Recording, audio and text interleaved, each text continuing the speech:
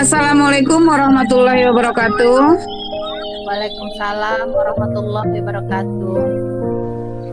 Sebagai umat beragama, sudah sepantasnya kita selalu mengucap syukur atas berkat dan rahmat yang diberikan oleh Allah kepada kita, di mana pada siang hari menjelang sore ini kita masih diberikan waktu dan tempat sehingga kita bisa melaksanakan acara kita, yaitu pengimbasan budaya positif dalam pembuatan kesepakatan kelas yang akan disampaikan langsung nanti oleh narasumber kita, yaitu CGP Angkatan 9 oleh Pak Hendro Alpirin Purba. Yang saya hormati Bapak Ibu guru hebat yang bersedia hadir di Zoom meeting kita pada hari ini, dan yang saya hormati juga Bapak narasumber sebagai pemateri. Tanpa memperpanjang waktu, saya akan mempersilakan kepada Pak Hendro untuk memaparkan materinya. Kepada Pak Hendro, waktu dan tempat kami persilakan. Silakan Pak. Oke, terima kasih kepada Ibu Febri sebagai moderator. Terima kasih juga kepada semua yang hadir di Cimik kita ini untuk mengikuti pembahasan materi dari guru penggerak, yaitu budaya positif.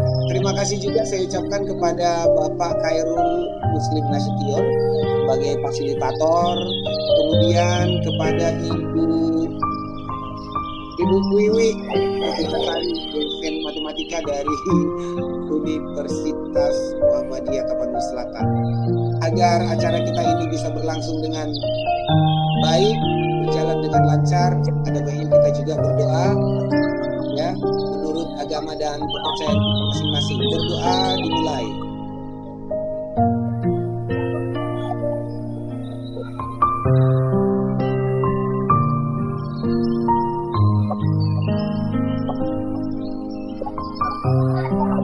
Doa selesai. Oke, Bapak Ibu sekalian, ada baiknya sebelum acara ini kita membuat kesepakatan kelas. Itulah yang bisa kita buat sebagai kesepakatan kelas. Ini saya stop sharing, langsung ke inti aja ya Bapak Ibu. Sekarang saya mau share screen yang berikutnya mengenai materi budaya positif. Inilah materi kita untuk hari ini, untuk saat ini, pada pertemuan kita hari ini, yaitu merupakan aksi nyata pengimbasan dari CGP calon guru penggerak. Jadi saya Hendro Alpirin Purba dari SMP Negeri 1 Pinangsori, kemudian ada fasilitator Bapak Khairul Muslim Nasution, dan ada pengajar praktiknya Bapak Jerry Hutagalung. Dan sebagai moderator pada pertemuan sekarang adalah Ibu Febri Siregar. Budaya positif adalah nilai-nilai atau keyakinan-keyakinan dan kebiasaan-kebiasaan yang kita laksanakan di sekolah yang berpihak pada murid agar murid dapat berkembang menjadi pribadi yang kritis, penuh hormat, dan bertanggung jawab.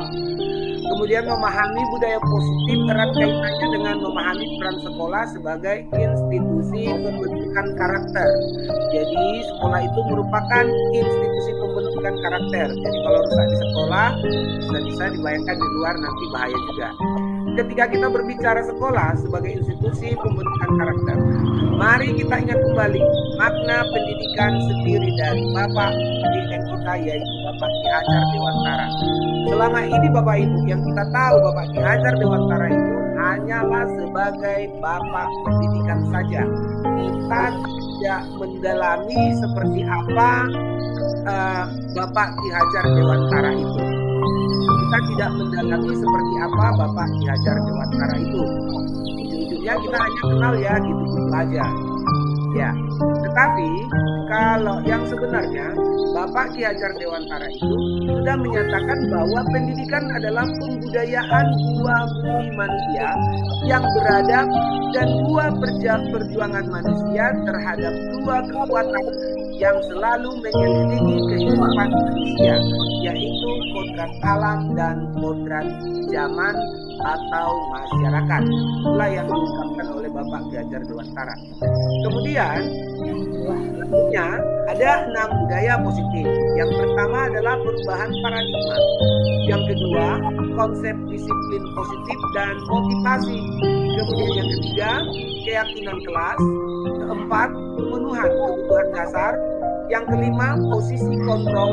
Dan yang keenam adalah segitiga restitusi. Yang keenam ini nanti akan menjelaskan bagaimana kita seharusnya sebagai guru dalam melaksanakan pendidikan. Kita sebagai pamong, sebagai pamong, kemudian sebagai pemberi semangat, pemberi kreatif kepada peserta didik, sehingga peserta didik akan semakin tahu dan semakin dapat mengeluarkan apa yang di pikirannya. Kemudian kita lanjutkan, apa yang dimaksud dengan perubahan paradigma? Apa yang terjadi kalau ada perubahan paradigma? Kadang-kadang susah juga untuk berubah paradigma. Yang pertama, ilusi kontrol. Ilusi kontrol merupakan bias yang membuat diri seseorang percaya bahwa seseorang tersebut dapat mengendalikan dan memprediksi hasil dari kejadian yang tidak pasti secara tepat. Itu disampaikan oleh Durkheim dan Schwenk pada tahun 1985. Kemudian selanjutnya ada perubahan paradigma atau teori kontrol, ilusi kontrol. Apa itu? Ilusi guru mengontrol murid. Yang pertama. Kemudian ada ilusi bahwa kritik dan membuat orang merasa bersalah dapat menguatkan karakter. Membuat orang merasa bersalah dapat menguatkan karakter. Kemudian ada lagi ilusi bahwa semua penguatan positif efektif dan bermanfaat. Dan yang terakhir adalah ilusi bahwa orang dewasa memiliki hak untuk memaksa. Oke, yang selanjutnya, perubahan paradigma atau stimulus respon itu akan menghasilkan teori kontrol. Kemudian bisakah kita mengontrol seseorang? Yang pertama ada stimulus respon. Kita mencoba mengubah orang agar berpandangan sama dengan kita. Teori kontrolnya, kita berusaha memahami pandangan orang lain tentang dunia. Kemudian ada perilaku buruk dilihat sebagai suatu kesalahan kalau di stimulus kontrol. Kemudian kalau di teori kontrol, semua perilaku memiliki tujuan. Jadi ini saling ada timbal baliknya. Kemudian stimulus kontrol, orang lain bisa mengontrol saya. Teori kontrolnya hanya Anda yang bisa mengontrol diri Anda sendiri. Jadi kita yang bisa mengontrol diri kita sendiri.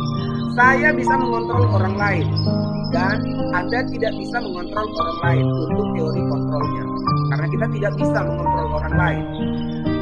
Pemaksaan ada pada saat rujukan gagal. Pemaksaan ada pada saat rujukan gagal. Itu pada stimulus respon. Kemudian pada teori kontrol, kolaborasi dan konsensus menciptakan pilihan-pilihan baru. Kemudian ada stimulus responnya lagi, model berpikiran menang atau kalah. Sedangkan model teori kontrol itu model berpikiran menang, tidak ada kalah. Kalau yang di teori stimulus respon, saya dikit Pak Hendro. ya. Karena kelihatannya pesertanya juga sudah mulai agak berpikir serius.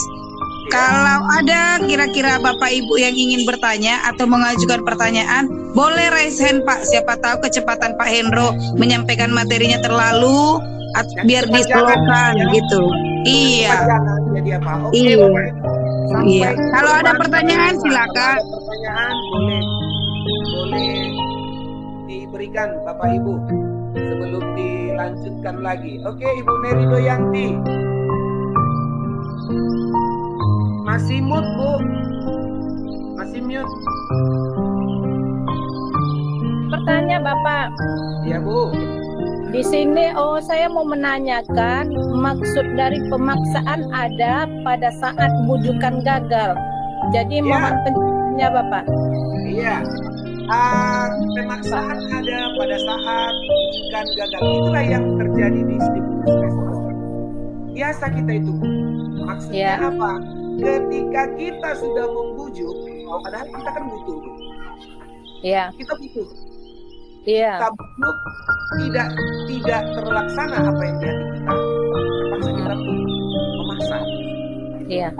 Jadi pemaksaan itu ada pada saat bujukan kita sudah gagal. Seperti itu maksudnya.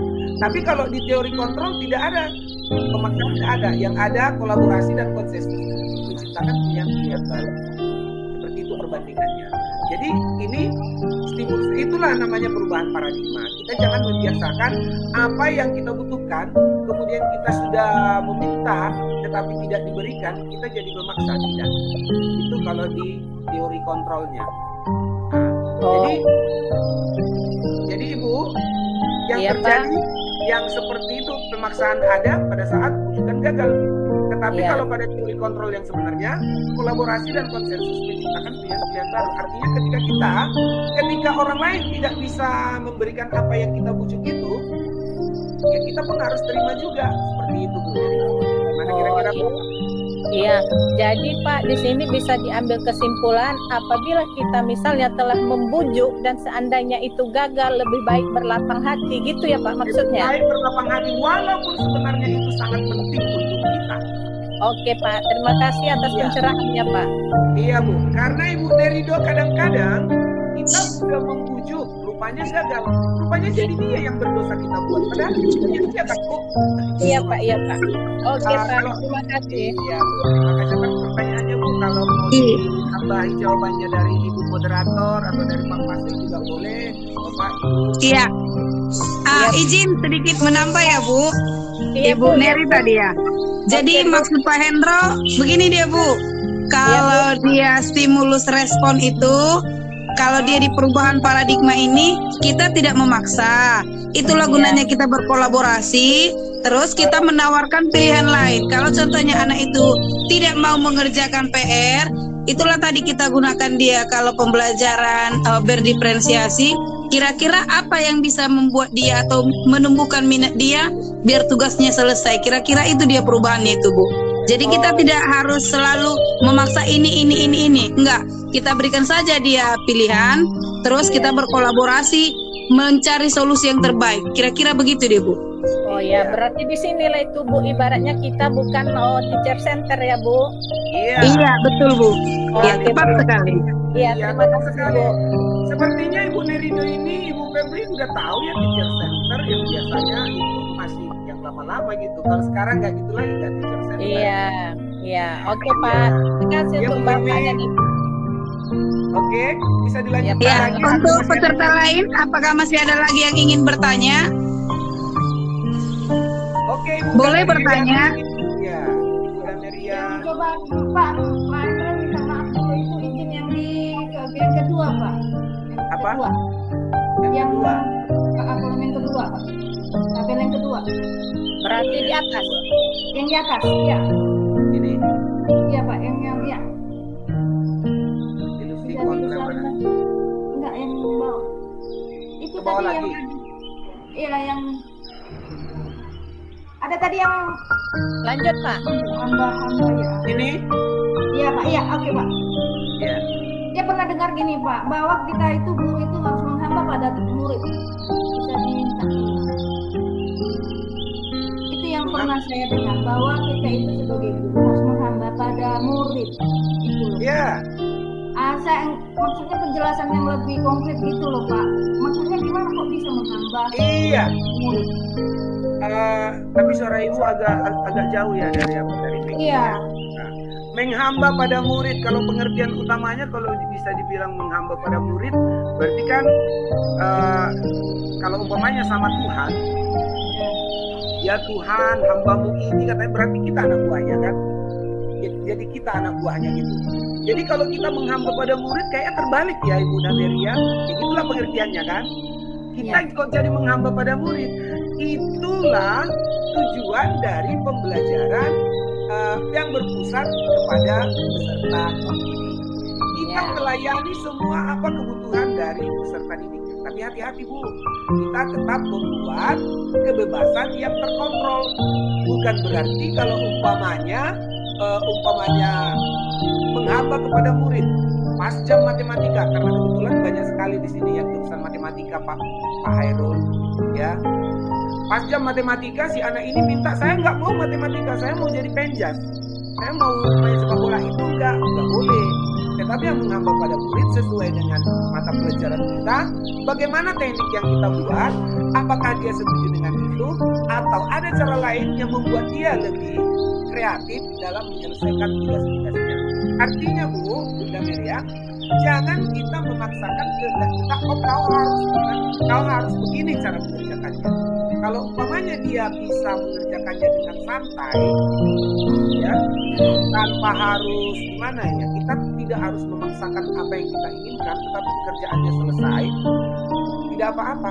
Jadi dia tetap menghamba pada murid itu artinya tetap berpihak kepada murid, berpusat kepada murid, tetap melayani apa kemauan murid, tetapi kemauan dan yang berpusat kepada murid itu tetap terkontrol. Begitu maksudnya. Sehingga dengan cara seperti itu, kreativitas peserta didik akan semakin terlihat. Gitu, ya. Gimana, Ada Bu? lagi Pak, yang itu yang menumbuhkan rasa bersalah kan. Memang kadang-kadang jujur ya, saya pribadi pun sering menumbuhkan rasa bersalah mungkin kepada siswa seperti ini. Kira-kira contohnya kan Pak, kayak kalau ada sedikit yang kita lihat kita mana mungkin tak bagaimana sikap anak itu di kelas kan Pak. Makanya kadang-kadang coba dulu kalian bayangkan dulu orang tua kalian itu seperti itu kan sudah menumbuhkan rasa bersalah ya Pak. Tidak dulu kalau orang tua lagi ngapain di bantah lagi kerjanya tadi ladang, bisa nggak kalian bayangin itu capeknya cari duit, tapi kalian kayak gini di sini di sekolah gitu Pak. Apa kan itu juga sudah merupakan menumbuhkan rasa bersalah Pak. Iya. Tapi karena kadang-kadang gini Pak, karakteristik anak-anak itu memang luar biasa sekarang Bu. Luar biasa berbeda lah memang kayak zamannya saya pribadi sendiri lah gitu. Kadang-kadang kalau kita minta tolong pun yang disuruh gitu, dia nggak kenal siapa yang guru dan siapa guru yang mau dijumpai gitu. Itulah muridnya. Apalagi kalau nggak masuk sama kelasnya loh Pak.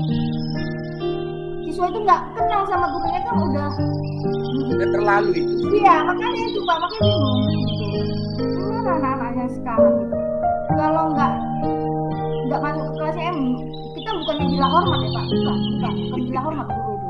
Sekarang mau menyapa itu, walaupun dalam lingkup kelas sekolah itu sendiri pun, ya udah jalan aja nih ngomong gitu.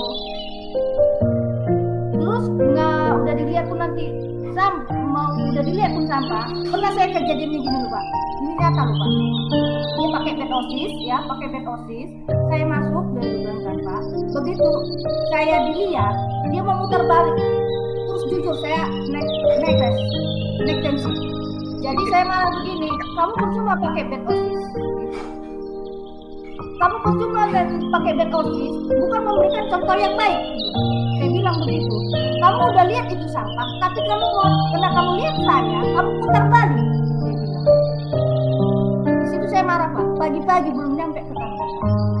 Karena hanya melihat saya, karena memang begitu saya masuk, saya selalu bilang, tolong Dek, saya selalu kalau mau tolong ya Dek, ambil ini. Saya bukan hanya nyuruh Pak, saya punya pekerja. Saya memberikan contoh juga Pak. Kalau saya udah lihat sampah, saya ambil. Tapi anak-anak yang udah saya dilihat dengan sampah, diem aja, lewat aja. Saya pun lewatin gitu. Kan udah gimana kadang-kadang karakteristik siswa kita sekarang ini. Padahal kita diharapkan ya seperti Bapak bilang tadi, guru menghamba pada siswa, begitu. Iya. Itu yang saya. Terima kasih. Oke, betul sekali yang Ibu bilang. Itulah model anak-anak sekarang. Itulah model peserta didik yang sekarang. Dan itulah yang harus kita ubah. Cara yang seperti tadi Bu. Ada yang dia udah pakai bed osis, tiba-tiba jumpa sama Ibu, malahan dia putar balik dan diperdulikan. Itulah yang menjadi usaha kita mengubah mengubah cara berpikir peserta didik, tapi tetap jangan langsung emosi, tetap membuat anak-anak ini bukan dalam kurungan yang sangat menakutkan walaupun tingkahnya seperti itu. Mengapa kepada murid kita berusaha untuk sabar, tetap melayani sesuai dengan kebutuhannya, walaupun seperti yang tadi Ibu bilang, ketemu malah terbalik, ada cara lain untuk mendekati dia lagi. Jadi ilusi bahwa kritik dan membuat orang merasa bersalah dapat menguatkan karakter. Ketika dia seperti itu, Bu, maka ini proses yang merasa bersalah inilah yang kita buat untuk dia.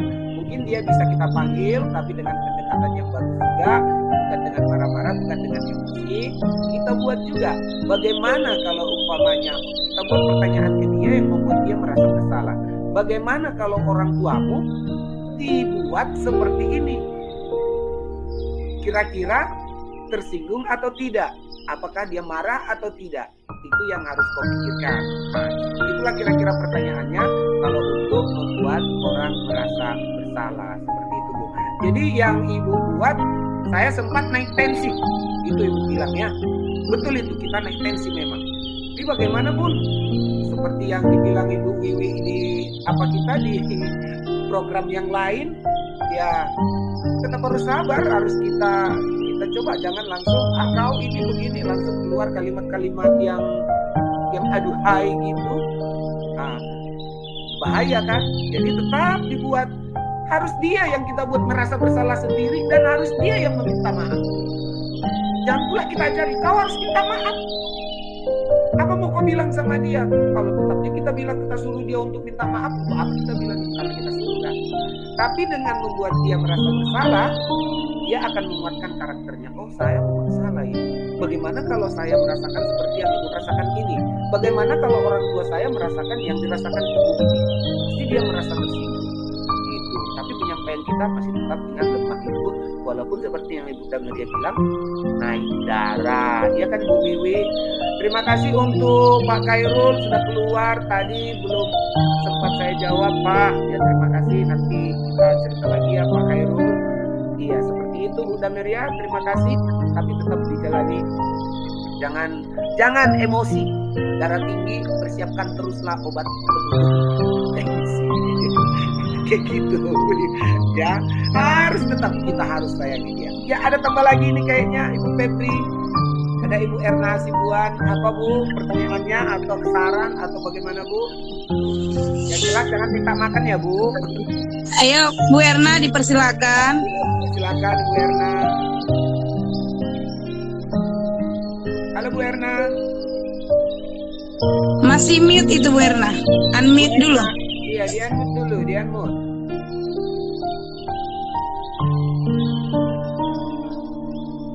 Bu Erna, di unmute dulu.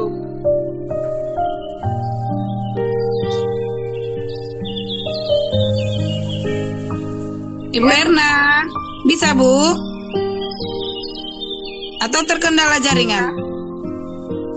Oke, silakan Bu. Silakan Bu Erna. Ya.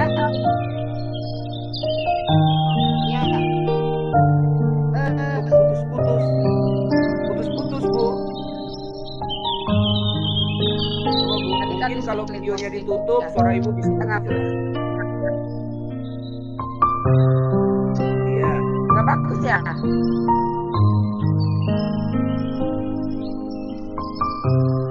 Iya, suaranya udah bagus. Jelas Bu Erna.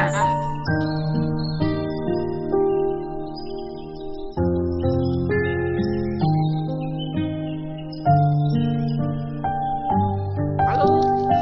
Gimana Bu? Iya. Halo Bu Erna.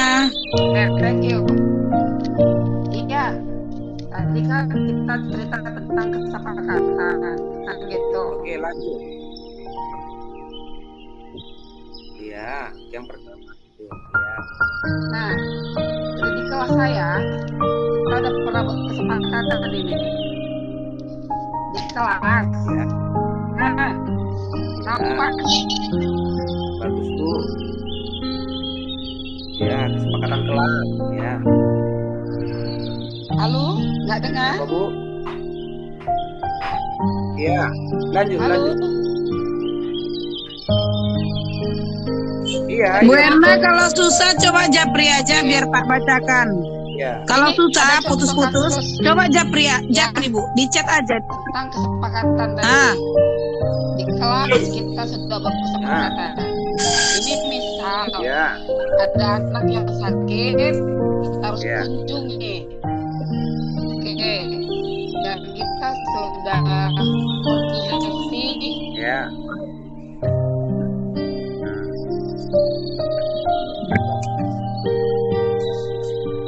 Halo? Ya. Ya. Terus Bu? Kita sudah buat Ya, terus Bu. kita sudah buat kesepakatan.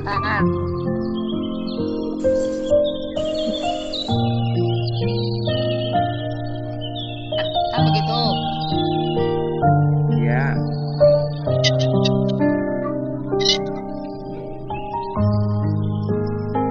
Halo Bu, kayaknya sinyal Ibu nggak bagus. Seperti yang dibilang sama Ibu Febri, di chat aja Bu. Biar lebih apa? Nggak kedengaran ya? Nggak bagus ya? Gitu aja ya. Nggak bagus ya? Nggak bagus, putus-putus suaranya Bu. Terus putus suara ibu. putus-putus Kak Erna. Dengar, cuma suara kakak nggak jelas, putus-putus.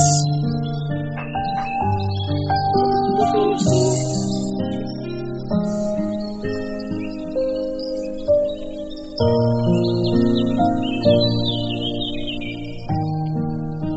Gimana Bu Erna? Ya, sambil menunggu mungkin Ibu Erna masih membuat chatnya atau mengetik chatnya. Iya. Kembali kepada topik tadi, sebenarnya kalau menurutku berhamba pada siswa itu yang diutarakan oleh Ki Hajar Dewantara itu maksudnya kita sebagai guru memiliki rasa atau memiliki penghargaan kepada murid itu bahwa murid itu merupakan ciptaan dari Tuhan Sang Halik. Kemudian dia memiliki kodrat zaman juga. Kan kalau di PPG mungkin sama juga pembelajarannya. Kita itu menuntun itu harus sesuai dengan kodrat alam dan kodrat zaman.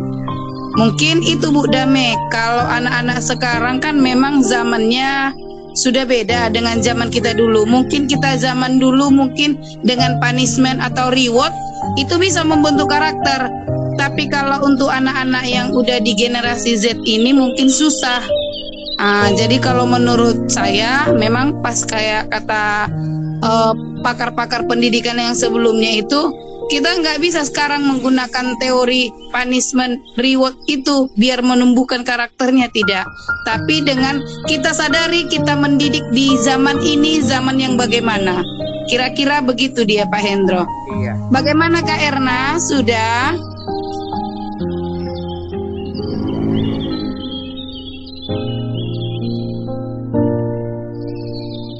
Bagaimana Bu Iya, Erna?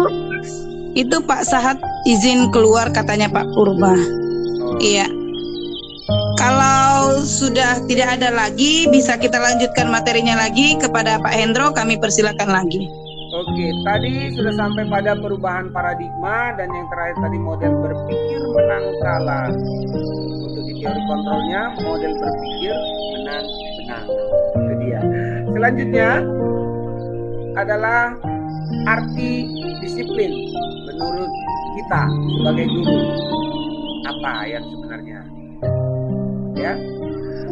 Kalau dari para pakar atau dari para ahli itu ada bahwa disiplin itu berasal dari bahasa Latin yaitu disiplina yang artinya belajar. Makna asal dari kata ini berkonotasi dengan disiplin diri dari murid-murid Sokrates dan Plato. Jadi beda yang bahasa Latin sebenarnya dengan menurut si Sokrates dan si Plato. Disiplin diri membuat orang menggali potensinya menuju sebuah tujuan apa yang dihargai. Namun dalam budaya kita, makna kata disiplin telah berubah menjadi sesuatu yang dilakukan seseorang pada orang lain untuk mendapatkan kepatuhan. Patuh selalu dihubungkan dengan disiplin. Kemudian kecenderungan umum adalah menghubungkan kata disiplin dengan ketidaknyamanan, bukan dengan apa yang kita hargai atau pencapaian suatu tujuan mulia.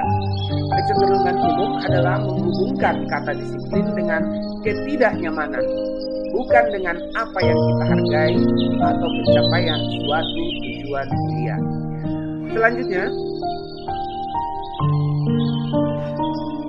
disiplin diri dapat membuat seseorang menggali potensinya menuju kepada sebuah tujuan, sesuatu yang dihargai dan bermakna. Dengan kata lain, disiplin diri juga mempelajari bagaimana cara kita mengontrol diri dan bagaimana menguasai diri untuk memilih tindakan yang mengacu pada nilai-nilai yang kita hargai.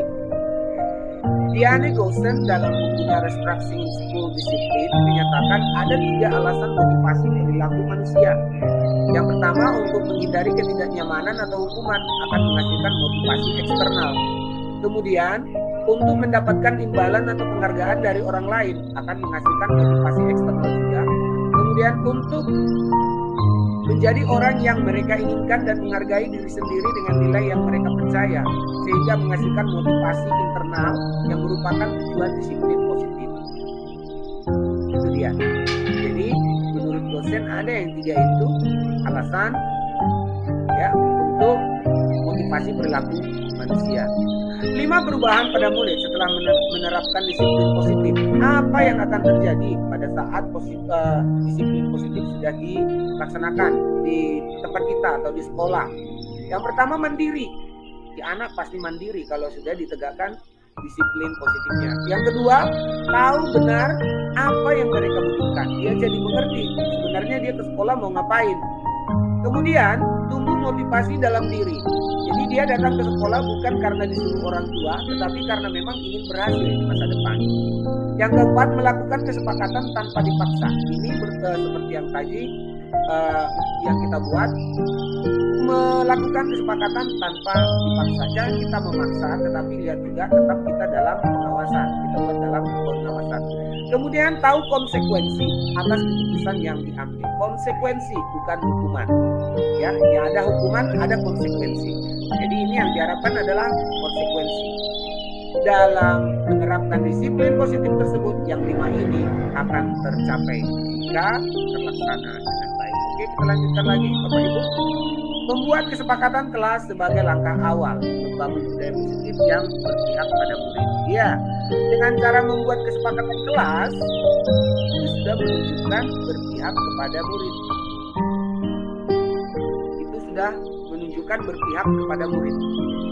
Karena kita bertanya kepada anak itu apa yang mau kita buat kesepakatan di dalam ruangan itu. Jadi bukan asal-asalan saja. Kenapa dibuat kesepakatan? Kenapa bukan peraturan? Ya, karena kalau peraturan itu lebih memaksa, kesepakatan itu adalah yang harus diyakini oleh masing-masing yang ada di situ. Kalau peraturan bisa sendiri yang dibuat, ya. Umpamanya balik kelasnya bikin aja peraturan dan dibawain dari rumah. Dan peraturannya nggak boleh diubah lagi. Biasanya peraturan lebih gimana ya? Lebih mengikat kepada berhubungannya ke hukuman. Kalau kesepakatan kelas itu karena dari peserta didik dimulai, jadi dia yang menyadari sendiri, dia tidak akan melakukan nilai negatif dari apa yang dibilang kesepakatan kelasnya. Nah, kita lanjutkan lagi Bapak Ibu.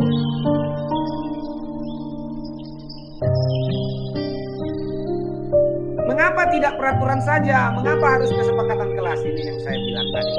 Merdeka, menurut Ki Hajar Dewantara, merdeka itu artinya apa? Tidak hanya terlepas dari perintah, akan tetapi juga cakap membuat memerintah diri sendiri. Kadang-kadang yang terjadi sekarang memerintah diri sendiri nggak ada. Yang suka-sukanya dibuat. Ki Hajar Dewantara, yaitu pemikiran konsepsi keteladanan sikap merdeka cetakan tahun 2013 halaman 469. Untuk mendukung motivasi intrinsik, kembali ke nilai-nilai atau keyakinan lebih menggerakkan seseorang dibandingkan mengikuti serangkaian peraturan-peraturan. Jadi keyakinan itu lebih menggerakkan seseorang, lebih menggerakkan kita untuk melaksanakan sesuatu ketimbang peraturan. Jadi lebih enak sebenarnya keyakinan ya atau kesepakatan tadi daripada peraturan tadi. Oke, kita lanjutkan. Contoh kesepakatan kelas di kelas 7A SMP Negeri 1 Pinang Sore. Berdoa sebelum belajar. Yes. disiplin waktu dan berpakaian. Kemudian maksudnya di sini disiplin waktu dan berpakaian sesuai dengan tempatnya, sopan, itu dia. Saling menghargai, kebersihan kelas, tanggung jawab bersama, kemudian tugas dikumpul tepat waktu, itu termasuk kesepakatan kelas dan semua harus melaksanakan itu. Hanya sebagai contoh ketika saya membayar. Kemudian kita lanjutkan. Pemenuhan kebutuhan dasar. Seluruh tindakan manusia memiliki tujuan tertentu. Semua yang kita lakukan adalah usaha terbaik kita untuk mendapatkan apa yang kita inginkan.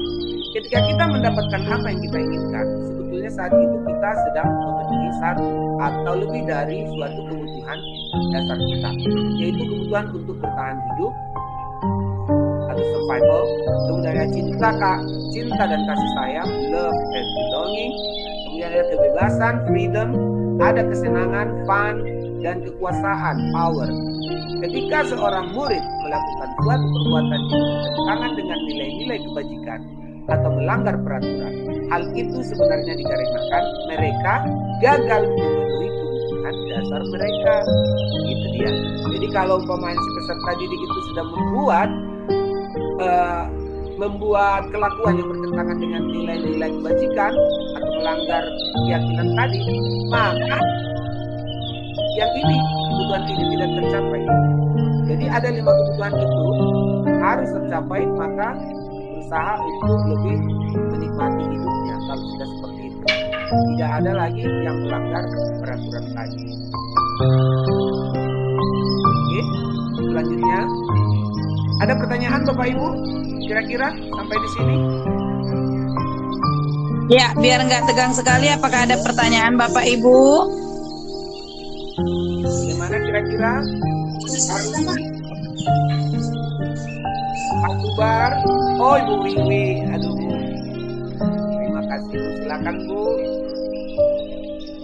Baik Pak, mungkin sifat pertanyaan, tetapi hanya menambahkan di depan tadi Pak, pada saat kita mau membuat kesepakatan kelas.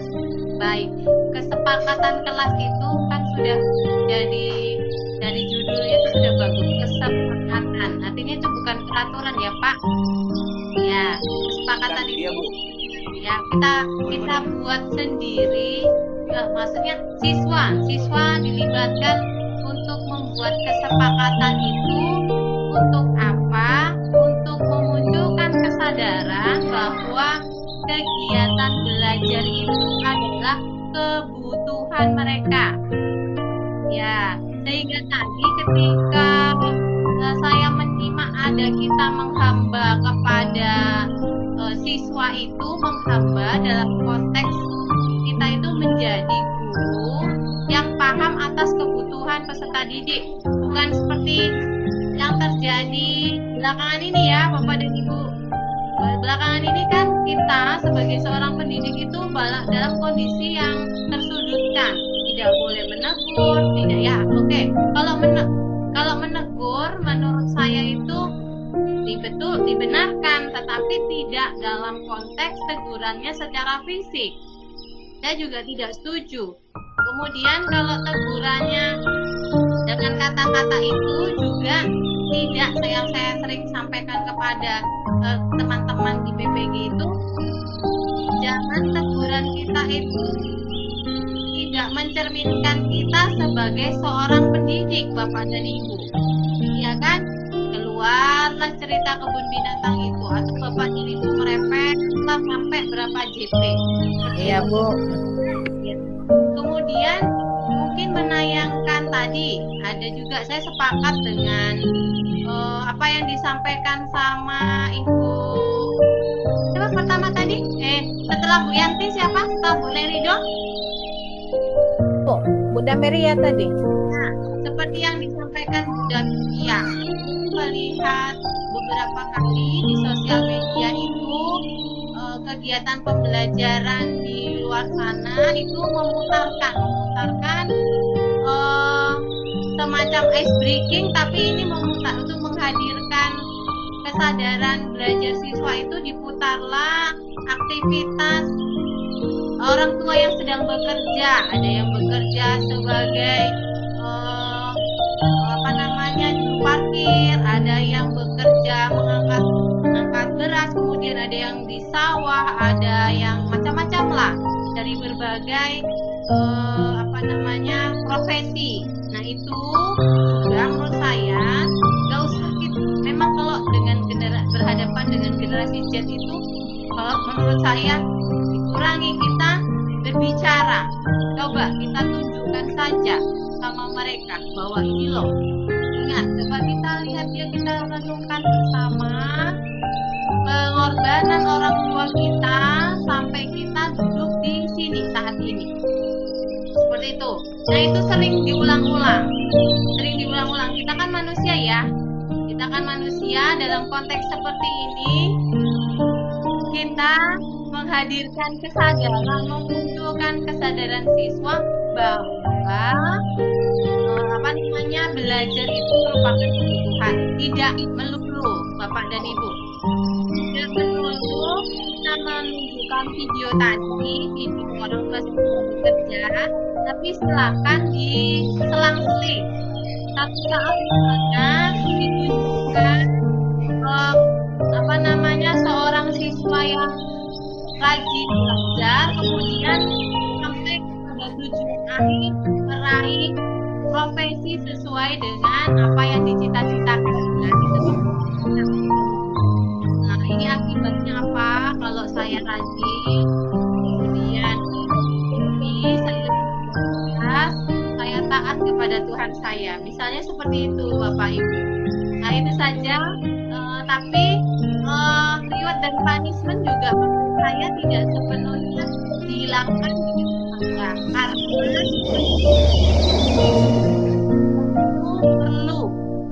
selalu butuh rasa dihargai. Nah, reward itu merupakan bagian dari penghargaan kita kepada peserta didik kita. Jadi memang di-combine, kita tidak bisa berkiblat pada suatu teori, menyesuaikan kondisi. Yang jelas tujuan akhir pembelajaran kita sampai bersama-sama.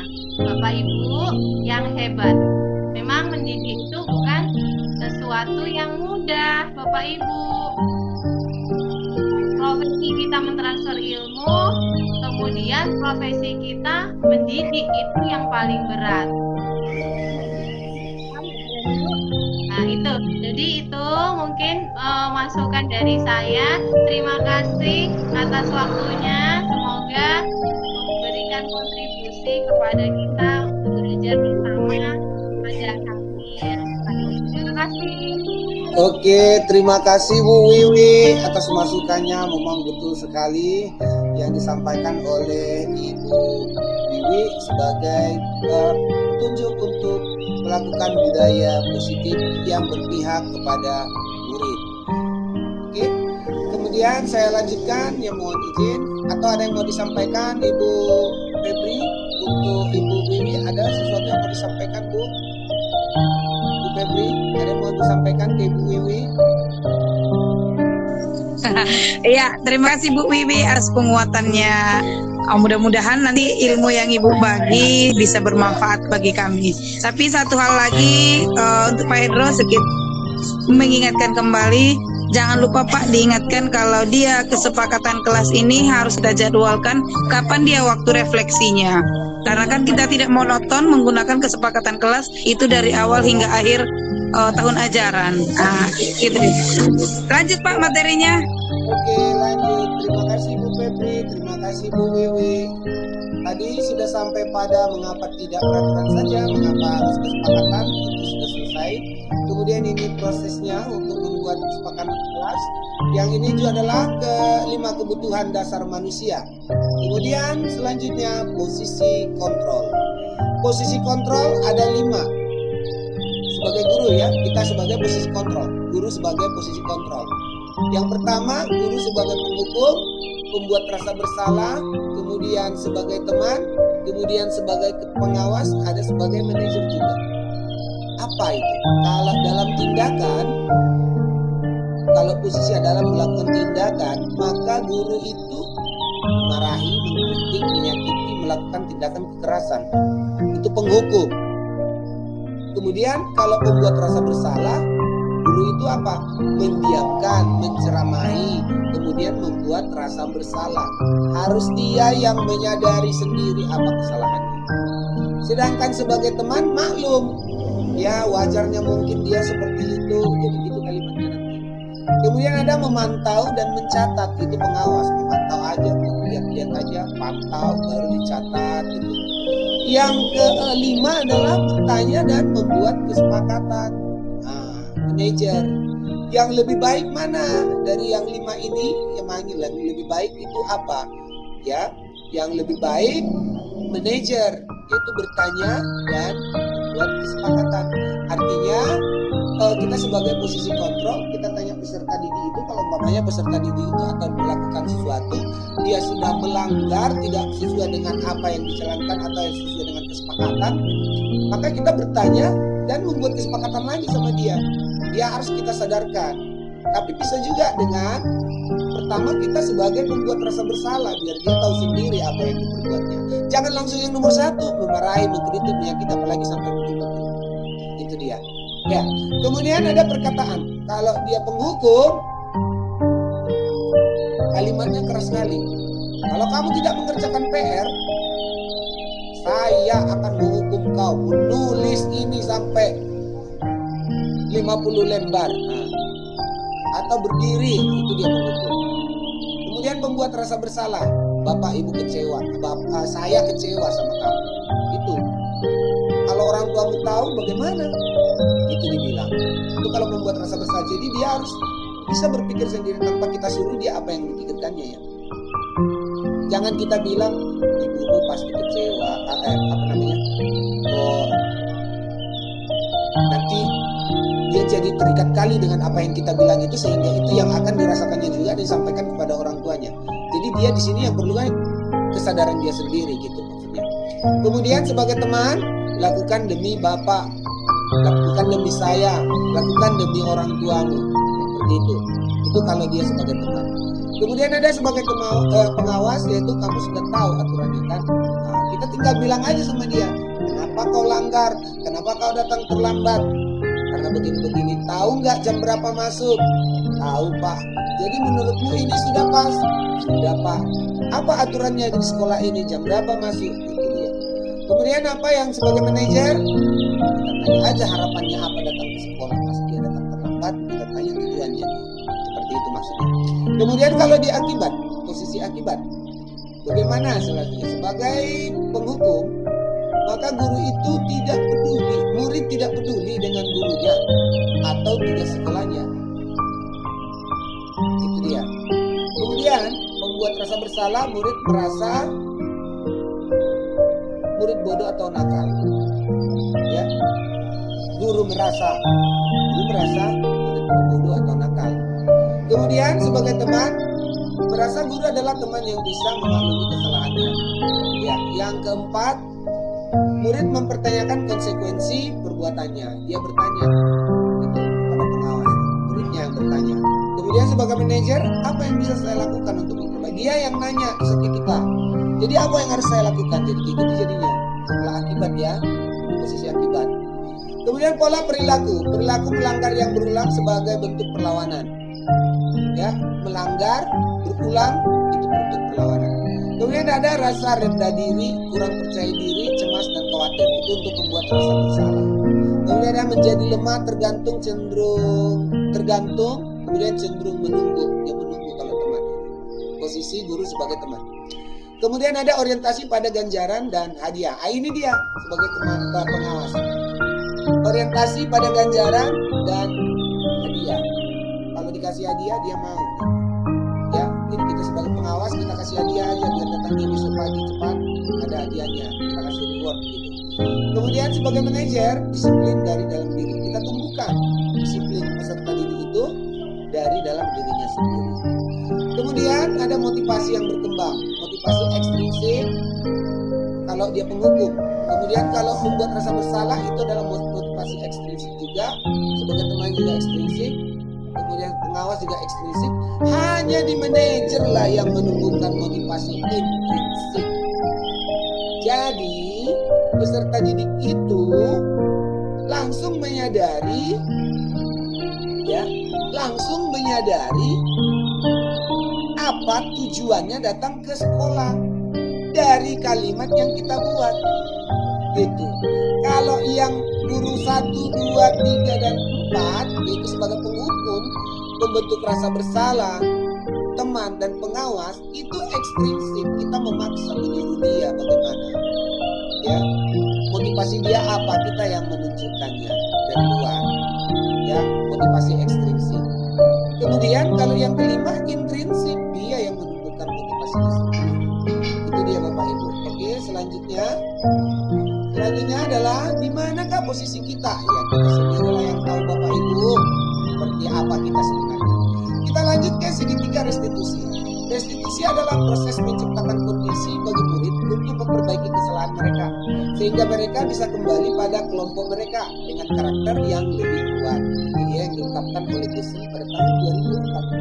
Melalui restitusi, ketika murid berbuat salah, guru akan menanggapi dengan cara yang memungkinkan murid untuk membuat evaluasi internal. Itu tadi guru yang kelima, tentang apa yang dapat mereka lakukan untuk memperbaiki kesalahan mereka dan mendapatkan kembali harga dirinya. Jadi dia yang berusaha sendiri. Gitu. Kita nggak memaksa dia, tetapi dia yang akan berpikir sendiri. Itu dia Bapak Ibu. Selanjutnya, ciri-ciri dari restitusi itu ada 9. Yang pertama, bukan untuk menebus kesalahan, tetapi untuk membuat belajar dari kesalahan. Jangan dia jadi merasa bersalah, tetapi kita buat lagi. Dia itu bunyi berbuatnya sudah salah. Ini bunyi-bunyi ada yang reset, ada yang masuk. Ya. Selanjutnya, memperbaiki hubungan. Bagaimana ini memperbaiki hubungan? Dengan adanya kesalahan yang dia buat, itu bisa untuk memperbaiki hubungannya.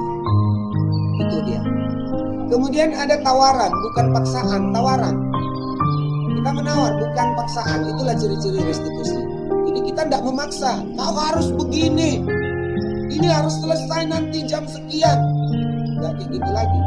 Kemudian ciri-cirinya adalah menuntun untuk melihat ke dalam dirinya.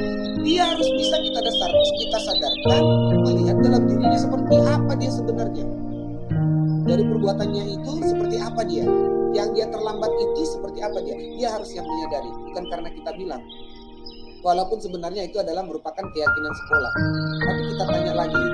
Dia harus menyadari dari dirinya sendiri. Kemudian mencari kebutuhan dasar yang mendasari tindakan. Kita cari kebutuhan dasar yang dasar. Kenapa? Kenapa dia terlambat? Mungkin ada alasan tertentu. Jangan karena dia terlambat, terus aku mau kau itu murid udah dibilang jam 7 kau datang jam 11. Orang udah mau pulang kau baru datang. Jadi gak seperti itu. Maksudnya apa? Kebutuhan yang mendasar, kebutuhan dasar yang mendasari tindakan dia itu. Jadi kita macam kalau polisi dia diinterogasi, tapi model interogasinya kalau guru lain, guru dengan kasih sayang. Atau di polisi kan ada lain juga. Ya, jadi kalau kita kenapa bisa terlambat? Bukankah sudah tahu kita masuknya jam 7, kau kok datang jam 7.30 seperti itu. Kemudian restitusi diri adalah cara yang paling baik untuk memperbaiki diri. Dia menyadari sendiri nanti. Yang ketujuh, fokus pada karakter bukan pada tindakan. Seperti apa karakternya? Kadang karakter pemarah mau kita paksakan pun nggak bisa itu. Yang cara berpikirnya itu yang egoisnya tinggi, susah kali mengarahkannya itu. Jadi jangan ya karakternya yang kita lihat, bukan tindakannya yang kita lihat untuk memperbaiki dia. Kemudian fokus pada solusi, pemecahan yang kita ubah. Fokus pada solusi, bagaimana memecahkan masalah dia. Kalau dia sering datang terlambat karena tidur larut malam, kita cari lagi kenapa dia tidur larut malam. Apa karena main-main sama kawannya? Atau karena membantu orang tuanya? Mungkin kalau dia terlambat karena membantu orang tuanya, aturan mau marah, kita jadi nggak marah. Itu dia. Jadi kita cari solusinya. Bagaimana solusinya? Mungkin bisa dihubungi orang tuanya biar jangan sampai larut malam kerja. Kemudian yang ke-9 adalah mengembalikan murid yang berbuat salah pada kelompoknya. Jangan si yang berbuat salah ini jadi terhukum atas perbuatannya sendiri, jadi terkucilkan dari kelompoknya karena berbuat Itu dia. Oke, selanjutnya inilah dia bentuk segitiga restitusi. Apa dia? Kita lihat ibu-ibu, bapak ibu. Ya, ada validasi tindakan yang salah. Kemudian ada menanyakan keyakinan. Kemudian menstabilkan identitas. Yang pertama menstabilkan identitas. Kemudian validasi tindakan yang salah. Baru kita menanyakan keyakinan. Kalau kita menstabilkan identitas, kita buat kalimat, setiap orang pasti pernah melakukan kesalahan, betul. Biar dia jangan merasa bersalah kali nanti, aduh saya sudah bagaimana ini. Kita pun harus bisa membuat dia bahwa bukan dia saja manusia yang berbuat salah, yang berbuat seperti itu. Tetapi bukan berarti ada pembenaran atas tindakannya ya Bapak Ibu.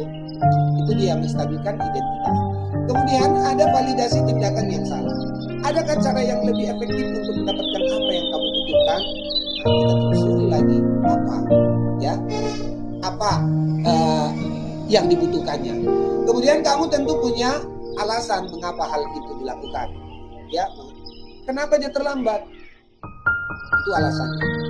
Jadi itu validasi tindakan yang salah. Kemudian menanyakan keyakinan. Kita kan sudah ada peraturan di sekolah jam segini, kenapa kau datang jam segini? Kita sudah ada peraturan ke sekolah itu harus berpakaian rapi, kenapa pakaianmu tidak rapi dan tidak lengkap? Nah, kita tanyakan aja sama dia, ada peraturan itu. Kemudian kita tanyakan lagi dia, sebenarnya dia mau ingin jadi apa? Mau menjadi orang seperti apa dia? Jadi itu dia yang dimaksud dengan menanyakan keyakinan. Yang berikutnya adalah kita dapat bersama-sama menumbuhkan budaya positif, terutama yang di SMP Pinang Sori. Dimulai dari diri sendiri, dimulai dari hal terkecil, dan dimulai saat ini. Ya kan Ibu Febri? Maksudnya apa? Dari semua yang diterangkan itu ibu-ibu, yang Febri kan senyum muda, ini Ibu dari Rido pun udah senyum pula itu kan. Dari semua yang diterangkan dari atas sampai ke bawah, dari Sabang sampai Merauke, larinya kepada kita Pak Tubar. Betul nggak Pak Tubar? Anak-anak disuruh disiplin, gurunya datang terlambat tuh Febri. Kemudian dimulai dari hal yang terkecil. Anak-anak buang sampah sembarangan langsung mau dilempar. Gurunya buang puntung rokok sembarangan, asal lempar di dalam kelas. Siapa itu Bu Febri? Ya. Yang mau bilang. Iya Pak Tubar, bagaimana Pak? Dan bagaimana cara melakukan itu semua? Dimulailah dari jadi itulah intinya, tetapnya seperti yang dibilang Ibu Wiwi. Jangan diharapkan murid-muridnya mau semangat kalau gurunya mengajarnya. Yang dimaksud dengan keutamaan jangan kena lempar, ya kan Bumi? Jadi dimulai dari saat ini apa yang saya terangkan dari awal sampai terakhir. Rokok di lagi Bapak mengajar SMP itu sangat rawan. Iya Bu, itu Bu, pas sekali itu Bu. Jadi tetap dimulai dari sendiri. Jadi itulah dia pemaparan saya. Ini di tampilan yang terakhir adalah apa ini? Oh, terima kasih. Iya, terima kasihlah Bapak Ibu. Saya sudah menyampaikan materi budaya positif dan saya sebagai calon guru penggerak dari SMP Negeri 1 Pinang Sori angkatan ke-9 tahun 2023. Mudah-mudahan teman-teman yang ada mau mencoba menjadi guru penggerak di sini bisa berhasil juga, karena salah satu dari tugas kita di guru penggerak adalah membuat seperti ini dan melaksanakan apa yang sudah dibuat. Itu Pak Tubar sama Pak Rudi Panjaitan. Kenapa masih calon Pak? Kami masih dalam proses, kalau sudah terima sertifikat baru dia guru penggerak. Selesai dulu pendidikan Bu. Siap-siap Pak Pak. Oke. Kalau ada pertanyaan masih boleh juga ya. Ya, demikian tadi pemaparan dari Pak Hendro Alpirin Purba yang semangatnya luar biasa menggebu-gebu. yang materinya juga tersampaikan dengan baik dan maksimal. Mudah-mudahan apa yang disampaikan Pak Hendro Alfirin Purba bisa memberikan pembelajaran bermakna untuk kita sore ini. Jika ada pertanyaan boleh mengacungkan tangan atau raise hand, atau bisa menulis di kolom chat. Apakah masih ada pertanyaan lagi? Ada, Bu. Iya. Siap. Boleh, Bu. Silakan, Bu.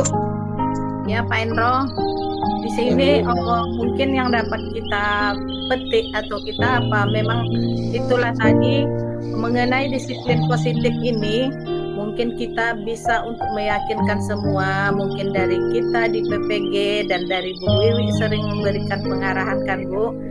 Memang betul lah kalau disiplin positif itu kita akan memulai dari kita sendiri.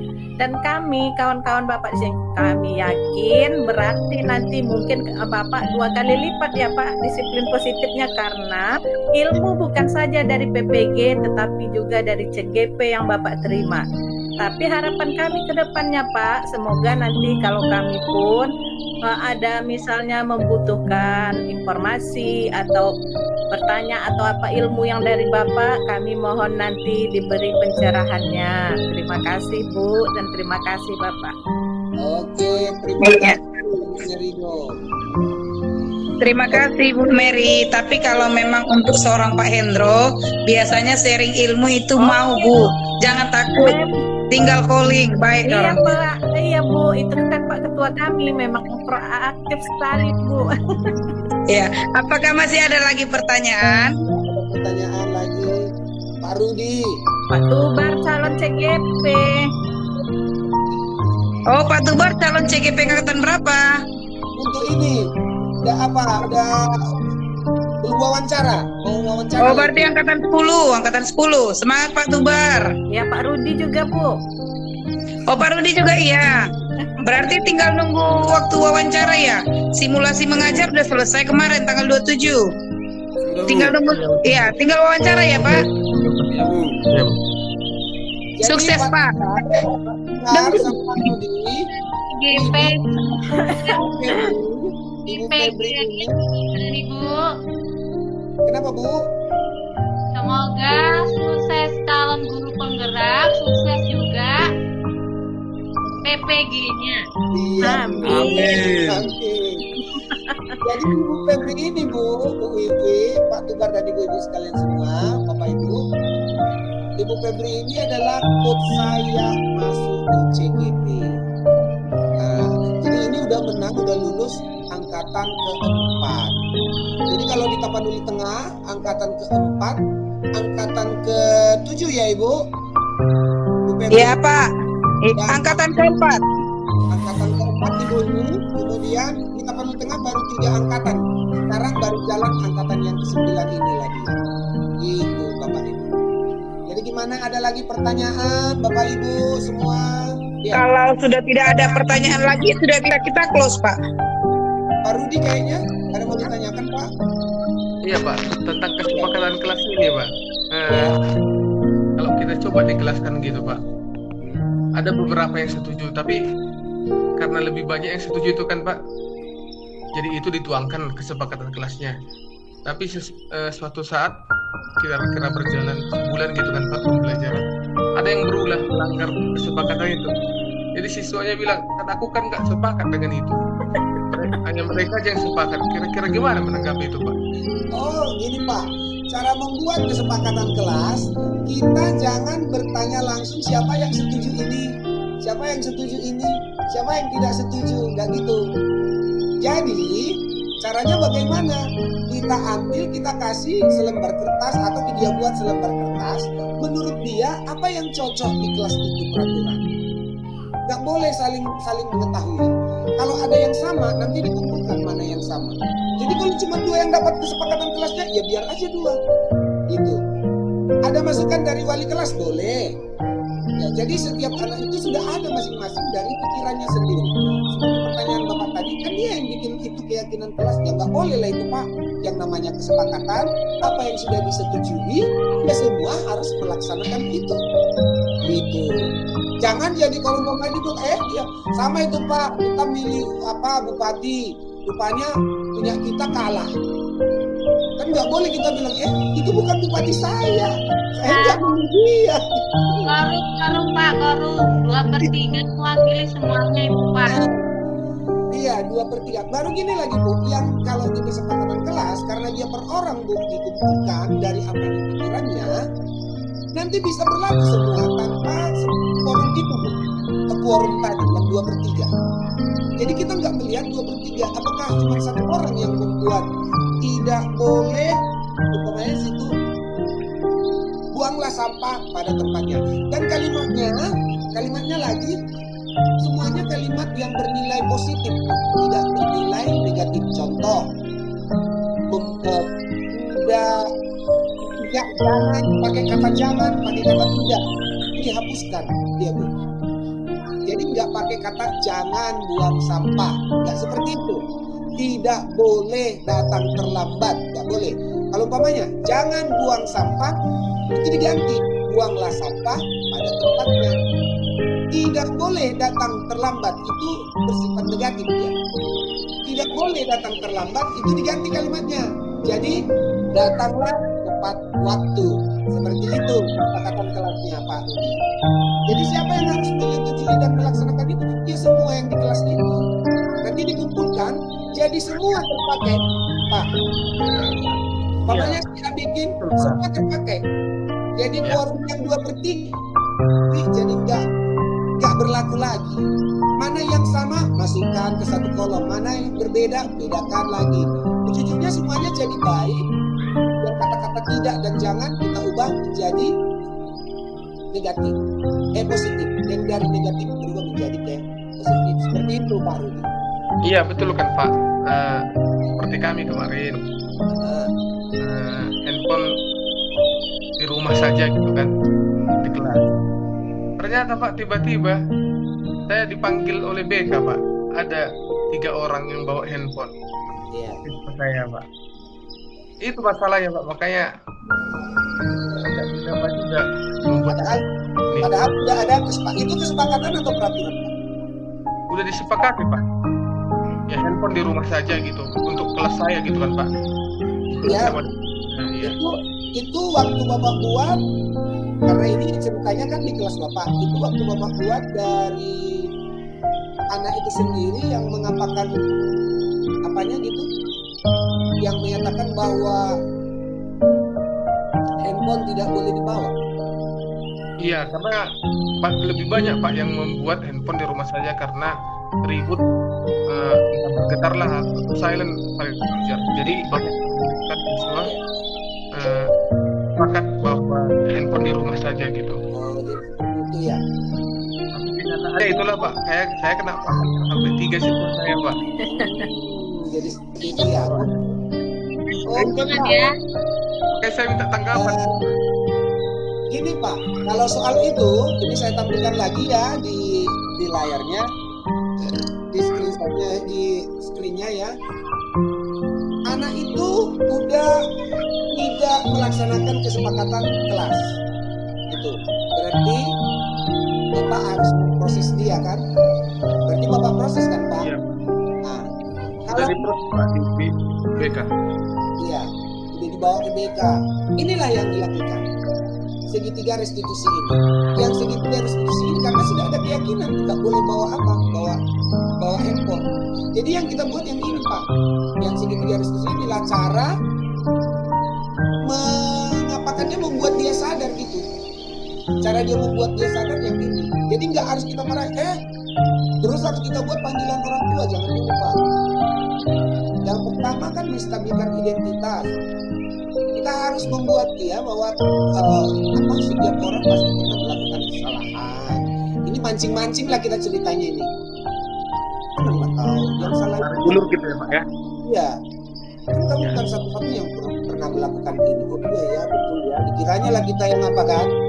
Yang berkawan sama dia, cece-nya gitu. Nah, padahal kita mau Salah itu Pak. Yang berkawan kita Pak. Nah, Kita orang kelas. kita cece-nya di sini mau ngasih umpan biar dia pilih dia validasi tindakan yang salah. Nanti di validasi tindakan yang salah kita buat pertanyaan, apa alasanmu membawa handphone itu? itu, kita tanya dulu, entah yang dibilang orang tuanya yang dia bawa handphone, entah nyokongnya ada di rumah sakit, biar dia disuruh cepat pulang. Iya, Itu Pak. kan? Nah, Iya, Pak. kemudian ada cara yang lebih kecil mendapatkan yang kenapa dia yang tujuannya apa sih sebenarnya? Udah kan? Tadi dari menstabilkan identitas, kita ikuti alur dia. Kemudian yang kedua, validasi tindakan yang salah. Baru kita tanyakan kenapa lagi ya, alasannya membawa handphone itu apa. Yang ketiga, keyakinan kelas. Dia udah tahu keyakinan kelasnya apa. Kita tanya juga sama dia. Nah, dia belum tahu, Pak. Pas waktu bikin keyakinan kelas dia nggak di situ. Makanya kita tanya. Nah, jadi kau bawa itu untuk apa? Kemudian apa nggak tahu peraturannya? Itulah dia menanyakan keyakinan. Dari situ nanti akan timbullah rasa dari dirinya sendiri.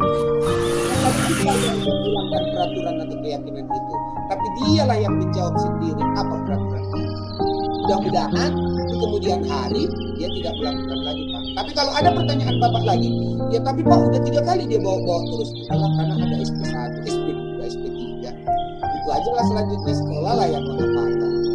Bisa, tapi tetap jangan sempat putus sekolah gara-gara bawa. Mana kira-kira Pak Rudi? Oke, Pak. Bisa nanti diterapkan, Pak. Iya, gimana Bu Wiwi? Cocok nggak yang saya terangkan, Bu? Nanti bersalahan Ibu tegur pula aku di PPG. Tidak, ya Pak, sudah tepat itu. Yang tidak boleh adalah cepat menghakimi, ya kan Pak? Iya, Bu.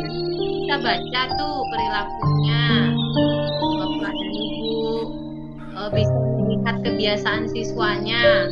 Kalau dalam 1 semester dia tidak pernah terlambat, kemudian dia terlambat, itu kan kita harus tanya dulu kenapa kok kamu terlambat.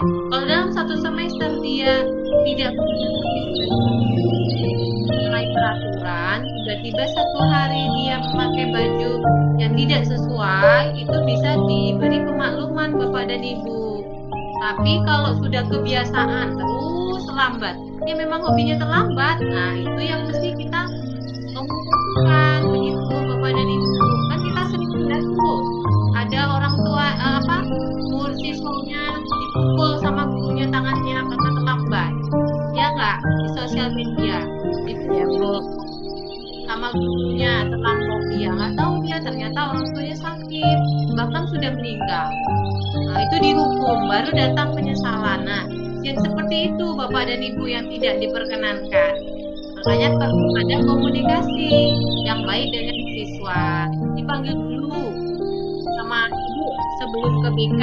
Bicara dulu empat mata, kenapa kan tadi kamu terlambat? Karena sebagai orang tua saya juga kadang merasa perlu anak-anak membawa handphone. Tentu saja dengan titip pesan kepada anak-anak kita. Handphonenya boleh dipakai, handphonenya boleh dibawa ke sekolah, tapi tidak dipegang sama sekali pada saat kegiatan KBM. Karena kan perlu Bapak dan Ibu, perlu kita berkomunikasi dengan anak kita, tiba-tiba kita ada keperluan, kemudian ada yang mau disampaikan, misalnya kan nelpon guru nggak diangkat-angkat, itu kan perlu kita Bapak Ibu, kadang antar bekal, kadang apalah ada keperluan apa, kita perlu anak-anak bawa handphone. Tentu saja karena handphone itu harus ditinggalkan tadi, meninggalkan handphone di sekolah, Pak Rudi sampaikan, ya kita harus komunikasikan. Saya sampai pernah berkonsultasi dengan guru, saya sampaikan, Ibu bagaimana ya, sebenarnya menurut saya kadang saya perlu berkomunikasi dengan anak saya karena di sekolah tidak selalu guru bisa saya hubungi untuk menyampaikan pesan kepada anak saya. Pada saat SMP mudah Bapak dan Ibu, saya berkomunikasi dengan gurunya, oh ya nanti kami diarahkan, oh ya Bu maaf saya tidak di sekolah karena tidak ada jam pelajaran misalnya, langsung diarahkan ke guru piket, dikasih nomor ke guru piket.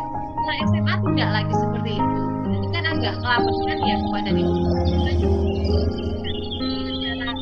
Nah, saya selaku orang tua dengan anak kita, kemudian dengan pihak sekolah menjembatani, nggak apa-apa Bu, HP-nya dibawa katanya, nanti ditinggalkan dititip di kantor, begitu katanya Bapak dan Ibu, kan enak. Nah, intinya adalah komunikasi sebetulnya Bapak dan Ibu.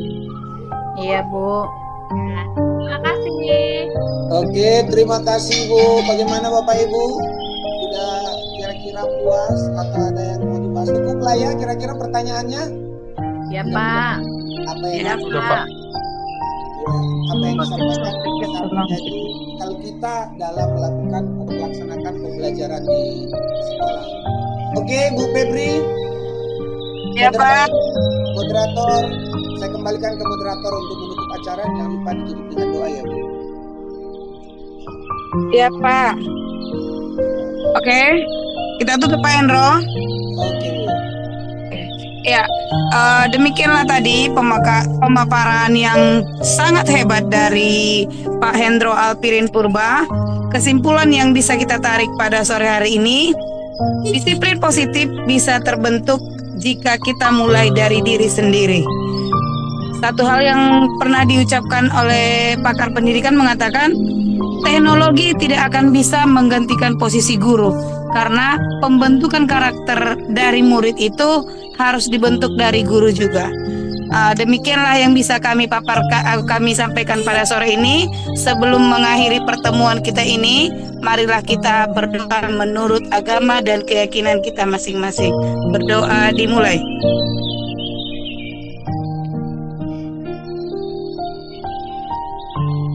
Oke, berdoa selesai. Demikian yang bisa kami sampaikan. Akhir kata kami ucapkan terima kasih atas antusiasnya yang luar biasa. Assalamualaikum warahmatullahi wabarakatuh.